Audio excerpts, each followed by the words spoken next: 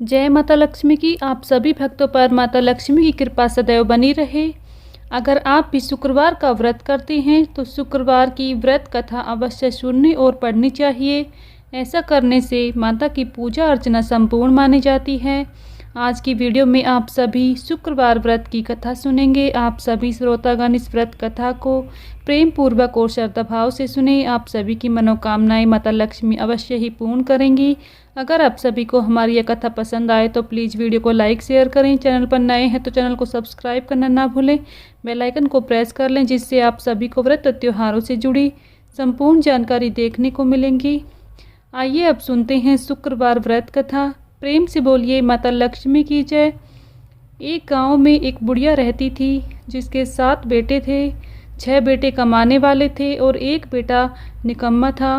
बुढ़िया माँ 6 पुत्रों का झूठन 7वें पुत्र को देती। 7वां पुत्र एक दिन अपनी पत्नी से बोला, देखो मेरी माता का मुझ पर कितना प्रेम है। वह बोली, क्यों नहीं सबका झूठा बचा हुआ तुमको खिलाती है। वह बोला, जब तक आंखों से न देखूं मान नहीं सकता। पत्नी ने हंसकर कहा, देख लोगे तो मानोगे। कुछ दिन बाद एक बड़ा त्योहार आया। घर में 7 प्रकार के भोजन और चूरमा के लड्डू बने। वह पत्नी की बात को जांचने के लिए सिरदर्द का बहाना बनाकर पतला कपड़ा ओढ़कर रसोई में जाकर सो गया और कपड़े में से सब देखता रहा। चाहो भाई भोजन करके आए।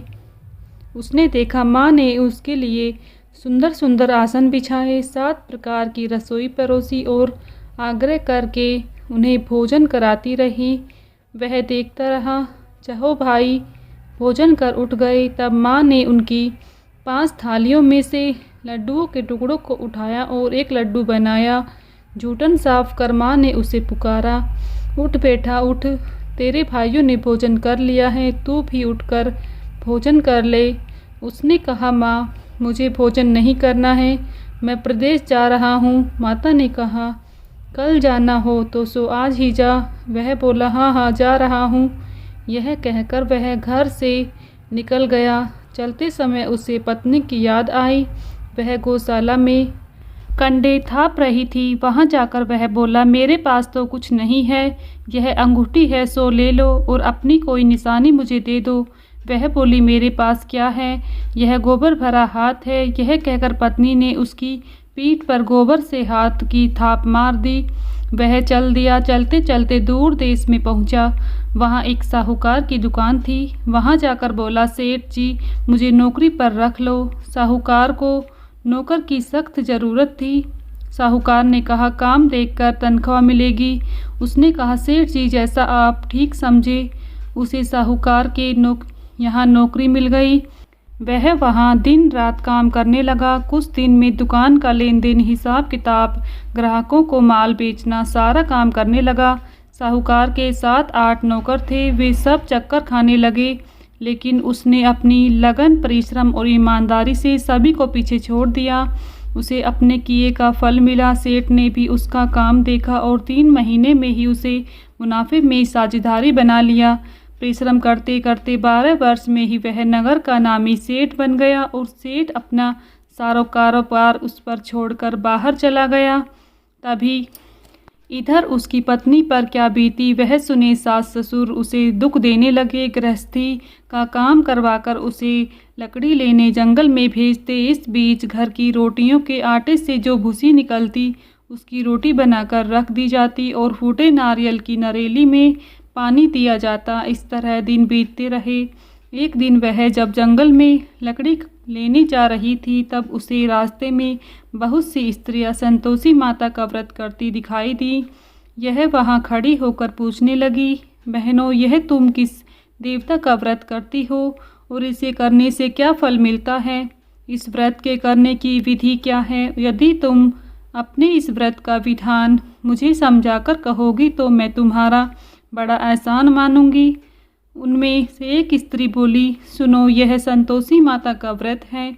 इसे करने से निर्धनता, दरिद्रता का नाश होता है, लक्ष्मी आती है, मन की चिंताएं दूर होती हैं, मन को प्रसन्नता और शांति मिलती है, निपुति को पुत्र मिलता है, प्रीतम बाहर गया हो तो वह शीघ्र ही लौट आता है।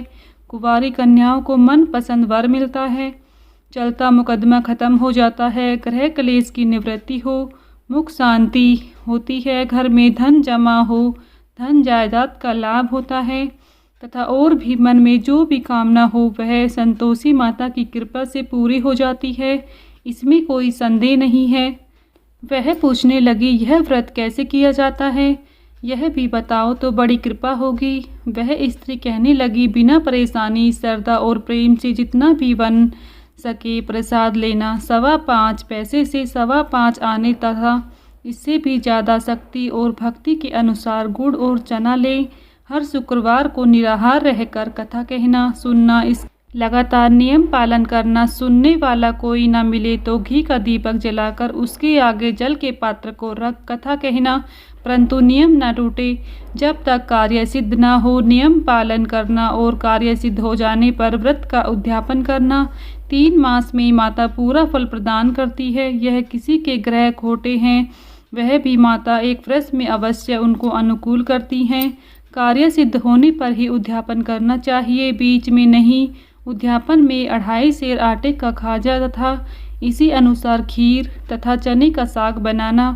8 बच्चों को भोजन कराना। जहाँ तक मिले देवर, जेठ, भाई, बंधु कुटुंब के लड़के लेना। ना मिले तो रिश्तेदारों और पड़ोसियों के लड़के बुलाना, उन्हें भोजन करा यथाशक्ति दक्षिणा देना। माता का नियम पूरा करना। ध्यान रखना उस दिन घर में कोई खटाई ना खाए।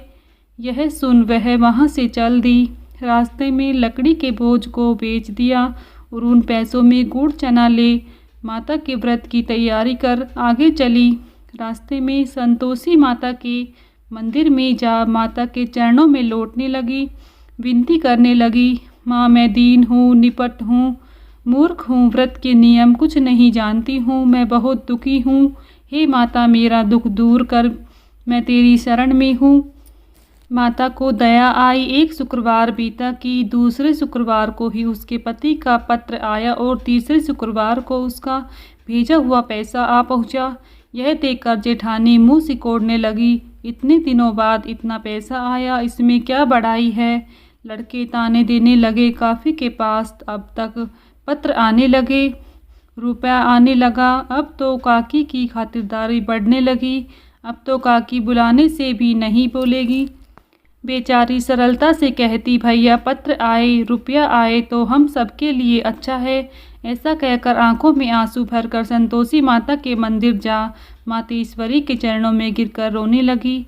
माँ मैंने तुमसे पैसा नहीं मांगा, मुझे पैसे से क्या काम है, मुझे तो अपने सुहाग से काम है, मैं तो अपने स्वामी के दर्शन और सेवा मांगती हूँ। तब माता ने प्रसन्न होकर कहा, जा बेटी तेरा स्वामी जल्दी ही आ जाएगा। यह सुनकर खुशी से बावली हो वह घर आकर काम करने लगी।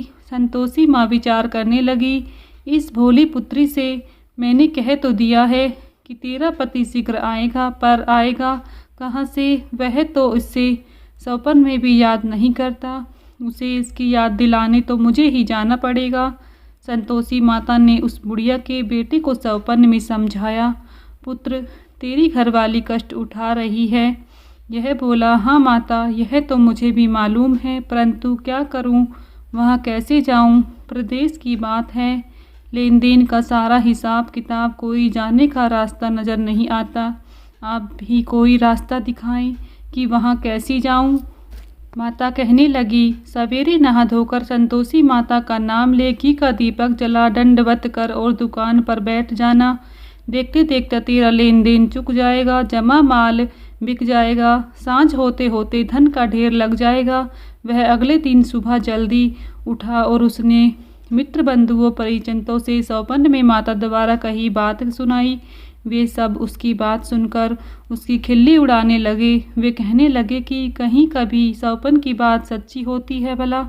एक बूढ़ा व्यक्ति बहुत समझदार था, वह बोला, देखो भाई मेरी बात मानो, इस तरह साँच या झूठ कहने के बदले देवता ने जैसा कहा है वैसा ही करना, तेरा क्या जाता है। बूढ़े की बात मानकर नहा धोकर उसने संतोषी माता को प्रणाम किया, फिर घी का दीपक जलाकर दुकान पर जा बैठा। शाम तक धन का ढेर लग गया। वह हैरान हुआ, मन में माता संतोषी का नाम ले प्रसन्न हो घर जाने के वास्ते गहना कपड़ा सामान खरीदने लगा। सब काम से निपट अपने घर को रवाना हुआ। उधर उसको पत्नी जंगल में लकड़ी लेने गई थी। लौटते वक्त थक जाने के कारण संतोषी माता के मंदिर पर विश्राम करने बैठ गई। यह तो उसका रोज रुकने का स्थान था। धूल उड़ती देख उसने माता से पूछा, हे माता, यह धूल कैसी उड़ रही है? माँ ने कहा, हे पुत्री, तेरा पति आ रहा है। अब तू ऐसा कर, लकड़ियों के 3 बोझ बना, एक नदी के किनारे रख, दूसरा मेरे मंदिर पर और तीसरा अपने सिर पर रख। तेरे पति को लकड़ी का गड्ढा देखकर मोह पैदा होगा, यह वहाँ रुकेगा, नाश्ता पानी बनाकर खाकर माँ से मिलने आ जाएगा। तू लकड़ी का बोझ उठाकर जाना और बीच चौक में गड्ढा डालकर 3 आवाज़ जोर से लगाना, लो सासू जी लकड़ियाँ का गट्ठा, लो भूसे की रोटी दो, नारियल के खोपरे में पानी दो, आज कौन मेहमान आया है। संतोषी माँ की बात सुनकर वह बहुत अच्छा माँ कहकर प्रसन्न मन से लकड़ियों के 3 बोझ बना लाई। एक नदी के तट पर, दूसरा माता के मंदिर पर रखा। इतने में ही मुसाफिर वहाँ आ पहुँचा। सूखी लकड़ी देख उसको इच्छा हुई कि अब यहीं विश्राम कर ले और भोजन बनाकर खा पीकर गांव चले। इस प्रकार भोजन कर विश्राम कर अपने गांव में आ गया। उसी समय बहू सिर पर लकड़ी का गट्ठा लिए आई। उसने गट्ठा को आंगन में डाल जोर से 3 आवाज़ें लगाईं, लो सासू जी लकड़ी का गट्ठा लो, भूसी की रोटी दो, नारियल के खोपर में पानी दो, आज कौन मेहमान आया। यह सुनकर सासू ने अपने दिए हुए कष्टों को भुलाने के लिए कहा, बहू तू ऐसा क्यों कहती है, तेरा मालिक ही तो आया है, बैठ मीठा भात खाकर कपड़े गहने पहन। पत्नी की आवाज़ सुनकर उसका स्वामी बाहर आया और उसके हाथ में पहनी अंगूठी देख व्याकुल हो गया। उसने माँ से पूछा, माँ यह कौन है। माँ बोली, बेटा तेरी ही पत्नी है। आज 12 वर्ष हो गए हैं जब से तू गया है, तब से सारे गांव में जानवर की तरह भटकती फिरती है, कामकाज कुछ करती नहीं है, 4 समय खाकर अब मुझे देखकर भूसी की रोटी और नारियल के खोपरे में पानी मांगती है।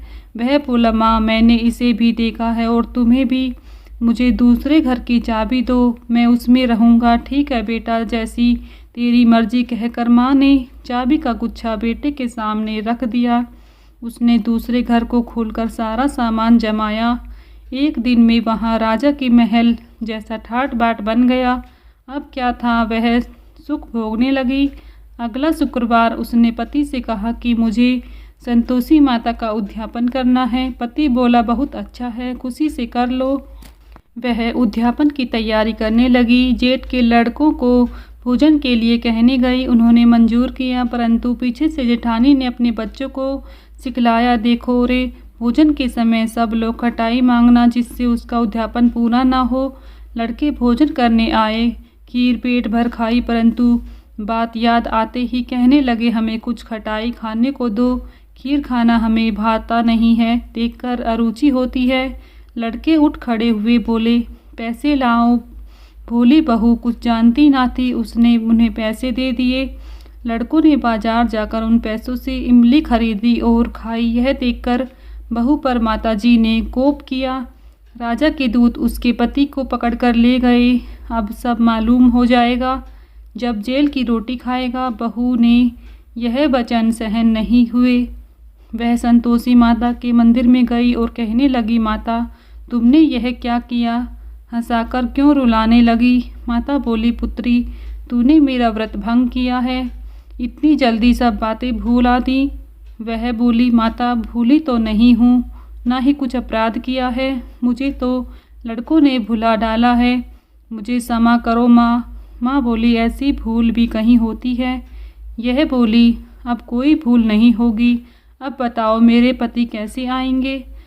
माँ बोली, पुत्री जा, तेरा पति तुझे रास्ते में ही आता मिलेगा। वह मंदिर से निकलकर बाहर आई तो रास्ते में उसे अपना पति आता हुआ मिला। उसने पूछा, कहाँ गए थे।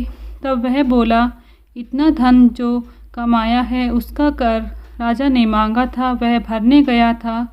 वह प्रसन्न होकर बोली, भला हुआ, अब घर चलो। फिर अगला शुक्रवार आया। वह बोली, मुझे माता का उद्यापन करना है। पति ने कहा, ठीक है करो। वह फिर से जेठ के लड़कों को भोजन को कहने गई। जेठानी ने लड़कों को सिखा दिया कि तुम पहले की तरह खटाई मांगना। लड़के भोजन करने बैठे, लेकिन भोजन करने से पहले ही कहने लगे, हमें खीर पूरी नहीं भाती, जी बिगड़ता है, कुछ खटाई खाने को दो। वह बोली, खटाई खाने को नहीं मिलेगी, खाना हो तो खाओ। उनके उठकर चले जाने पर उसने ब्राह्मणों के लड़के बुलाकर भोजन करवाया। दक्षिणा की जगह उन्हें एक एक फल दिया। इससे संतोषी माता प्रसन्न हो गई। माता की कृपा से 9 माह बाद उसको चंद्रमा के समान एक सुंदर पुत्र हुआ। पुत्र को लेकर वह प्रतिदिन संतोषी माता के मंदिर जाने लगी। माँ ने सोचा कि यह रोज आती है, आज क्यों ना मैं इसके घर चलूं, इसका आसरा देखूं तो सही। यह विचार कर माता ने भयानक रूप बनाया।